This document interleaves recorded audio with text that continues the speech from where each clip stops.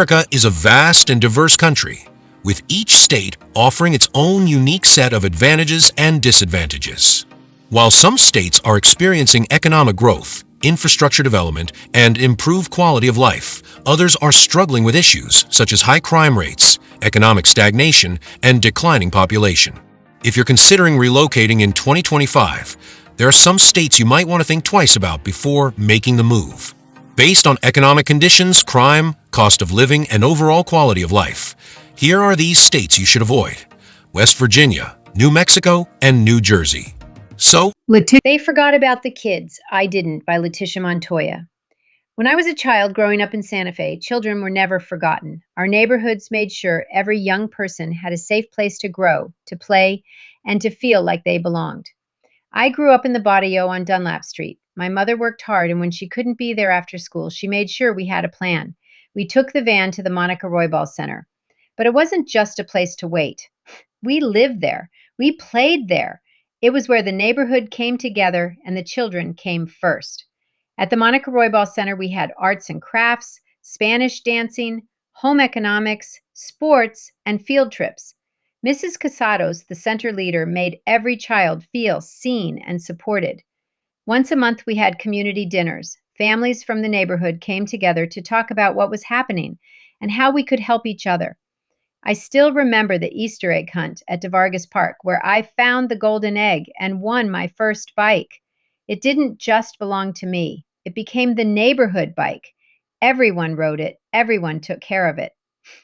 That's what Santa Fe used to be. And that's the city I want to build back. Bigger, better, and stronger. What happened to Santa Fe?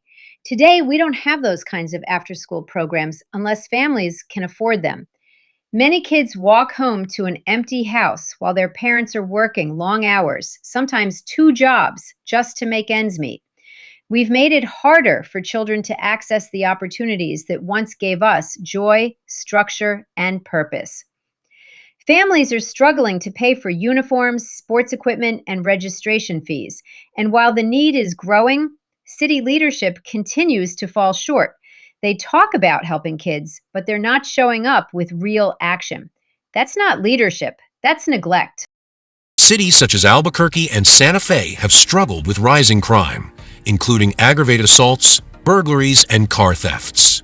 The state's law enforcement resources are stretched thin, and crime prevention efforts have struggled to keep up with demand. Poor public education system. New Mexico has one of the worst public education systems in the country, consistently ranking at or near the bottom in national education performance metrics. Low teacher salaries, high dropout rates, and underfunded schools make it difficult for students to receive a quality education. Economic instability. Why isn't the municipal recreation complex expansion finished? People ask me, why hasn't the MRC expansion been completed if the funding is supposedly there? Now that I've looked at the contracts, the budgets, and the decisions behind closed doors, here's what I found. Budget documents show that while money was set aside, large portions were left unspent and then reappropriated elsewhere. The city's own capital improvement plan says we need $12.7 million, but less than that is actually funded.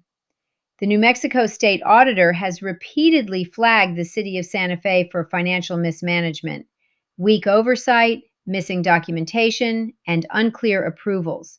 Something's not right. If the money was meant for our children, it should have been used for them. And if it wasn't, then the people deserve to know why. My plan as mayor: when I'm elected, I will act fast and hold people accountable. Here's how I'll make sure the MRC expansion gets done and that we never let our kids down again. 1. I will audit every dollar tied to the MRC: grants, contracts, donations, and city funds. 2.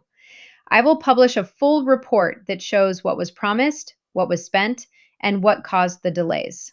3. I will lock contractors into real deadlines with performance penalties for missing them. 4. I will push for full funding in the next city budget using public-private partnerships and responsible fiscal planning. 5. I will give quarterly public updates so no one is ever left in the dark again. Let me be clear. I was one of those kids who needed a safe place.